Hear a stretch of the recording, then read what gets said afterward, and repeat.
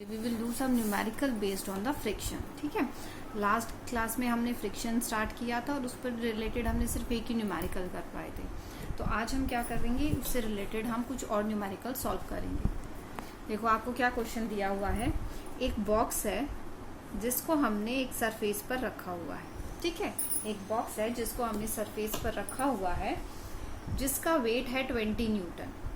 ठीक है, इसका मतलब जो mg गिवन है, हमें कितना है 20 न्यूटन गिवन है। ठीक है, 20 न्यूटन हमारा वेट, क्योंकि वेट भी क्या है हमारा फोर्स होता है। अब देखो इसको हमने टेबल पर रखा हुआ है। अब देखो बोला क्या गया है, इस पर हम टेंशन लगा रहे हैं। ठीक है, इसका मतलब हम कुछ फोर्स अप्लाई कर रहे हैं इस पर। ठीक है, इधर शो किया गया है कि ये टेंशन है।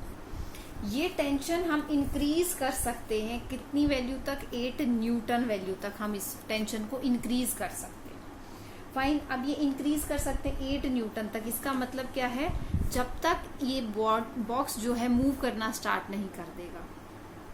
फाइन, 8 न्यूटन फोर्स लगाने के बाद ये बॉक्स जो है मूव करना स्टार्ट कर देगा और ये उसके बाद इस बॉक्स को मूव कराने के लिए हमें सिर्फ 4 न्यूटन का फोर्स अप्लाई करना पड़ेगा। ठीक है, चीज समझ आई।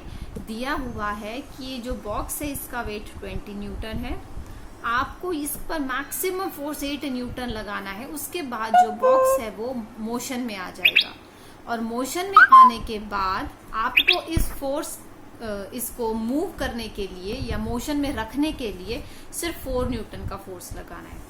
अब देखिए लास्ट क्लास में हमने स्टडी किया था एक static friction force, maximum static friction force और हमने काइनेटिक फ्रिक्शन फोर्स। ठीक है, जो स्टैटिक था वो हमारा था सेल्फ एडजस्टिंग। क्या था, फटाफट से मैं रिवाइज करा रही हूँ। जो स्टैटिक फोर्स था वो हमारा था सेल्फ एडजस्टिंग फोर्स था। ठीक है, इसकी वैल्यू जो थी वेरिएबल होती है। ठीक, इसकी वैल्यू वेरी करती है, एक कांस्टेंट वैल्यू नहीं होती। और जो ये हमारा Fs मैक्सिमम होता है, ये स्टैटिक वैल्यू, जो स्टैटिक फ्रिक्शन होती है उसकी मैक्सिमम वैल्यू होती है और इसको हम क्या बोलते हैं, लिमिटिंग फ्रिक्शन। ठीक है, हम इसको क्या बोलते हैं, लिमिटिंग फ्रिक्शन। उसके बाद Fk हम डिनोट करा रहे थे किससे, काइनेटिक फ्रिक्शन। ठीक है, जो स्टैटिक फ्रिक्शन होता है वो बॉडी पर तब लगता है जब बॉडी रेस्ट पर होती है। ठीक है, लिमिटिंग फ्रिक्शन बॉडी पर तब लगता है when body is just about to move, जैसे ही बॉडी मूव करने वाली होती है। तो मतलब इतना मैक्सिमम फोर्स लगते ही बॉडी क्या है, मूव करना स्टार्ट हो जाएगी। तो ये फोर्स कब लगता है, when body is just about to move. ठीक है, और जो काइनेटिक फ्रिक्शन होता है ये बॉडी पर लगता है जब बॉडी क्या है आपकी मोशन में होती है। ठीक है, कब लगता है, तब बॉडी आपकी मोशन में होती है। अब देखो क्वेश्चन में काफी चीजें आपको पता लग गई होगी। बोला गया है कि 8 न्यूटन का फोर्स मैक्सिमम हम लगा सकते हैं, उसके बाद बॉडी मोशन में आ जाएगी। तो इसका मतलब हमें क्या दिया हुआ है, ये हमारा Fs मैक्सिमम गिवन है। ठीक है, और उसके बाद बोला गया है कि बॉडी को मोशन में रखने के लिए उसके बाद जो हम फोर्स लगाएंगे वो हमारा क्या है,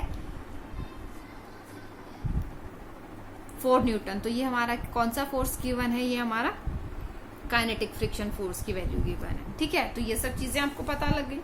अब देखो, अब एक बार से फॉर्मूला देख लेते हैं। आपने 2 फॉर्मूले स्टडी किए थे, दोनों सेम ही थे ऑलमोस्ट। आप एक तो निकाल रहे थे Fs मैक्सिमम वैल्यू। ठीक है, जो आपकी स्टैटिक फ्रिक्शन की मैक्सिमम वैल्यू थी वो थी हमारी म्यू स्टैटिक फ्रिक्शन का into normal reaction of the body. दूसरा हमने फॉर्मूला किया था Fk, मतलब काइनेटिक फ्रिक्शनल फोर्स, जो कि इक्वल था म्यू के coefficient of friction in of kinetic friction और नॉर्मल रिएक्शन। ये हमने 2 फॉर्मूले स्टडी किए थे। ठीक है, अब देखो आपके पास क्या गिवन है, Fs मैक्सिमम गिवन है और आपका Fk गिवन है ना। Fk कितना है आपका, 4 न्यूटन गिवन है। Fs मैक्सिमम आपका 8 न्यूटन गिवन है। अब जो चीज गिवन है आई थिंक वो आपको क्लियर हो चुकी है। आपको निकालना है क्या, कोफिशिएंट ऑफ फ्रिक्शन निकालना है स्टैटिक का और क्या बोलते हैं इसका, काइनेटिक का, ठीक है। But you have to find mu K and mu S, ये वैल्यू जो है ये आपको कैलकुलेट करनी है। फाइन। अब देखो इसको हम कैसे करेंगे, आपको पता है फॉर्मूला, अब म्यू एस एन तो हम यहां से निकाल सकते हैं ना, mu S equals to F S maximum divided by आपका नॉर्मल रिएक्शन, और mu K equals to F K divided by normal reaction. अब नॉर्मल रिएक्शन आपको इसके निकालने हैं, तो देखिए जो आपका वेट लगेगा सरफेस उतना ही आप इस बॉडी पर नॉर्मल रिएक्शन लगाएगा। तो नॉर्मल रिएक्शन की अगर हम इक्वेशन लिखे तो आपके पास क्या आ जाएगी, normal reaction equals to 20 newton. 20 newton का नॉर्मल रिएक्शन आ गया आपके पास। तो अब देखो एफ एस मैक्सिमम आपके पास गिवन है, कितना गिवन है आपके पास, 8 न्यूटन, ठीक है। नॉर्मल रिएक्शन कितना आ गया है आपका 20 न्यूटन। तो आप इसको सॉल्व कर लेंगे तो क्या आ जाएगा 2/5 है ना, 2/5 आपका वैल्यू आ जाएगी किसकी, स्टैटिक फ्रिक्शन के कोफिशिएंट की, ठीक है। कोफिशिएंट ऑफ स्टैटिक फ्रिक्शन क्या वैल्यू आ गई है इसकी, 2/5। ऐसे ही आप इसकी वैल्यू निकाल सकते हो।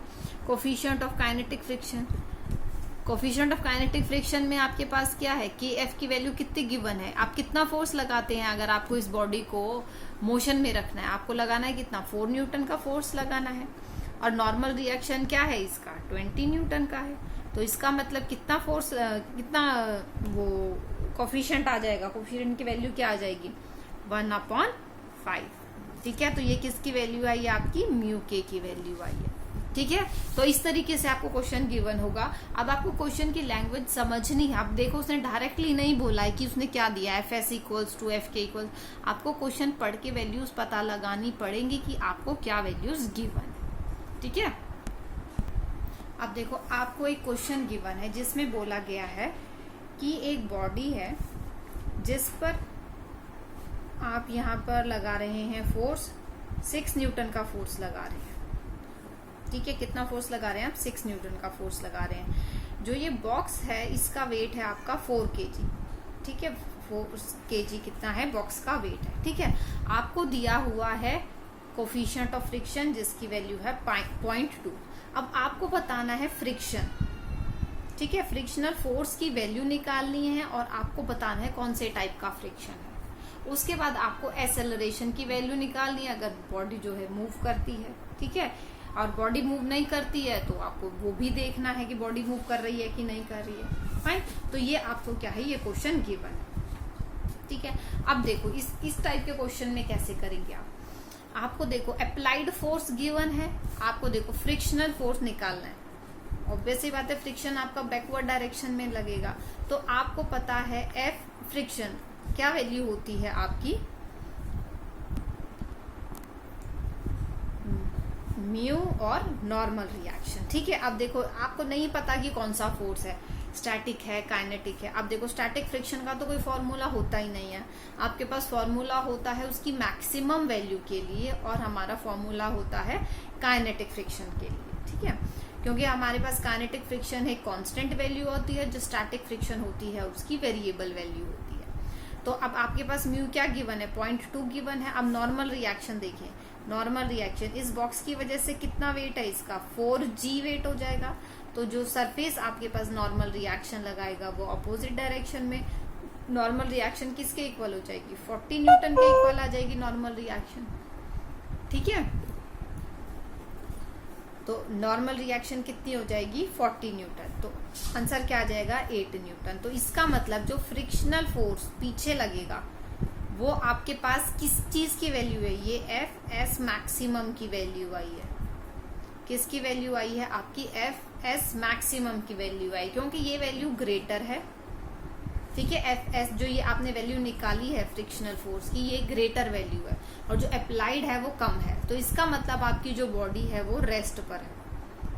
क्या है, आपकी बॉडी रेस्ट पर है। अब जो फ्रिक्शनल फोर्स की वैल्यू आपसे पूछी गई है क्वेश्चन में, उसमें आप 8 न्यूटन नहीं लिखेंगे, क्योंकि अगर आप 8 न्यूटन लिखते हैं तो इसका मतलब क्या है, आप अगर फोर्स आगे लगा रहे हैं तो वो पीछे की तरफ बॉडी मूव करेगी अगर इसका 8 न्यूटन फ्रिक्शनल फोर्स है।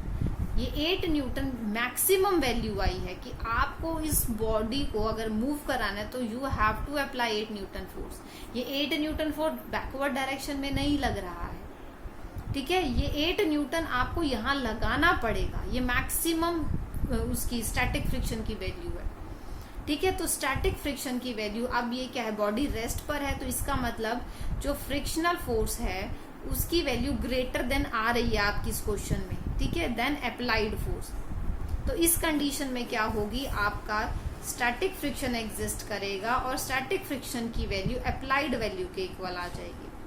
किसके इक्वल आ जाएगी, अप्लाइड वैल्यू के इक्वल आ जाएगी। तो इसका मतलब एफएस की क्या वैल्यू आ गई है आपकी, 6 न्यूटन वैल्यू आ गई है। क्या वैल्यू आ गई है, 6 न्यूटन वैल्यू आ गई है, ठीक है, क्योंकि आपकी बॉडी रेस्ट पर है और अप्लाइड फोर्स की वैल्यू जो है मैक्सिमम फोर्स से, जो आपका मैक्सिमम स्टैटिक फ्रिक्शनल फोर्स है उससे कम है। क्लियर। तो इस कंडीशन में क्या होगा,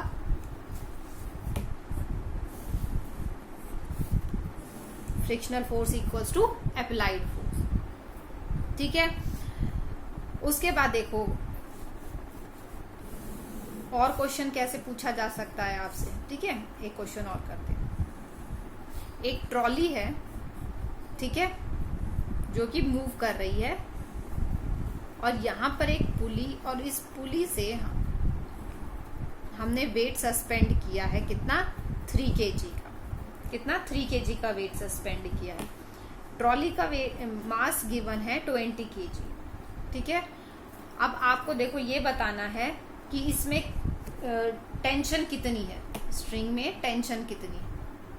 fine, you have to calculate the tension in the string. देखो अब क्या करेंगे आप, और एसेलरेशन बतानी है आपको, ठीक है। क्या बतानी है आपको, एसेलरेशन भी बतानी है। What you have to find, you have to find tension in the string and acceleration of the bodies, ठीक है। अब देखो, जब आपका ब्लॉक और ट्रॉली कनेक्टेड है एक दूसरे से, तो स्ट्रिंग क्या है, फिक्स लेंथ का है, तो जितनी यहाँ पर एसेलरेशन आएगी उतनी ही एसेलरेशन से ये बॉक्स मूव करेगा नीचे, उतनी ही एसेलरेशन से आपकी ट्रॉली मूव करेगी। अब देखो, अगर हम फ्री बॉडी डायग्राम से बनाते हैं इसको, ठीक है। अब देखो, अगर हम इस 20 kg का बनाते हैं तो इस पर मास वेट लगेगा कितना, 20 और g, तो 20 g हो जाएगा मास। नॉर्मल रिएक्शन कितना लगेगा, n, ठीक है। Frictional force F backward direction में लगेगा, फॉरवर्ड डायरेक्शन में क्या है, टेंशन, ठीक है। ये सब चीजें हैं, और एसेलरेशन से मूव कर रहा है कितनी, a एसेलरेशन से। अगर हम इसका इक्वेशन बनाते हैं, अब देखो मोशन इस डायरेक्शन में है, तो आपको क्या है, वर्टिकली तो देखना ही नहीं है क्योंकि मोशन वर्टिकली हो ही नहीं रहा है। तो n और 20g है हमारी, इसकी इक्वेशन क्या हो जाएगी, n equals to 20g। Normal reaction, हमें इसकी जरूरत है ही नहीं, ठीक है। हमें क्या देखना है, आप देखो बॉडी इस डायरेक्शन में मूव कर रही है, t माइनस कितना हो जाएगा, f, ठीक है, equals to mass into acceleration. Mass कितना है, 20 kg, और एसेलरेशन कितनी है, a, ठीक है। ऐसे ही अगर हम इस 3 kg का बनाते हैं, 3 kg का, तो यहाँ पर क्या है, 3g, एसेलरेशन इसी डायरेक्शन में है और टेंशन आपकी t है। अब देखो एसेलरेशन डाउनवर्ड डायरेक्शन में है, तो 3g is greater than tension, तो 3g minus t equals to mass into acceleration. यहाँ से एक इक्वेशन आ गई आपके पास, ठीक है। अब देखो आपके पास एक चीज और गिवन है, म्यू की वैल्यू, ठीक है। म्यू की वैल्यू गिवन है 0.04, ठीक है। म्यू की वैल्यू कितनी गिवन है आपकी, 0.04 गिवन है, ठीक है। अब देखो, अब ये एसेलरेट कर रहे हैं, एसेलरेशन हो रही है, तो इसका मतलब क्या है, यहाँ पर आपका ये जो ट्रॉली है ये मोशन में है। अगर एसेलरेशन हो रही है हमें बोला गया, तो इसका मतलब ट्रॉली जो है वो मोशन में, तो मोशन में हमारे पास कौन सा फोर्स होता है, F के। तो इसका मतलब जो ये म्यू गिवन है, ये क्या गिवन है, म्यू के की वैल्यू गिवन है, ठीक है। और नॉर्मल रिएक्शन, फाइन। तो अब देखो नॉर्मल रिएक्शन किसका आएगा, हमारे पास इस बॉडी का आएगा। तो अगर नॉर्मल रिएक्शन की वैल्यू निकालें तो कितनी आ जाएगी, 20 kg, जो ये आपको ट्रॉली गिवन है, 200 न्यूटन, 200 न्यूटन आ जाएगी आपकी। ठीक है, अब देखो हमें बोला गया है एफ के अगर हम निकालें तो 0.04 इंटू 200, तो आपके पास क्या वैल्यू आ जाएगी, 8 न्यूटन। क्या वैल्यू आ जाएगी, 8 न्यूटन। ठीक है, 8 न्यूटन फोर्स की वैल्यू आ जाएगी। तो इसका मतलब जो काइनेटिक फ्रिक्शनल फोर्स है उसकी वैल्यू आई है कितनी, 8 न्यूटन वैल्यू आ गई। फाइन। अब देखो निकालना क्या है, हमें टेंशन निकालनी है और हमें एक्सेलरेशन निकालनी है। फाइन।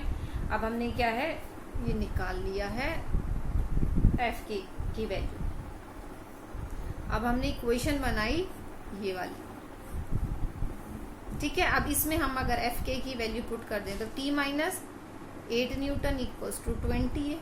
दूसरी इक्वेशन क्या है आपकी यहाँ से, 30 माइनस टी इक्वल्स टू 3 है।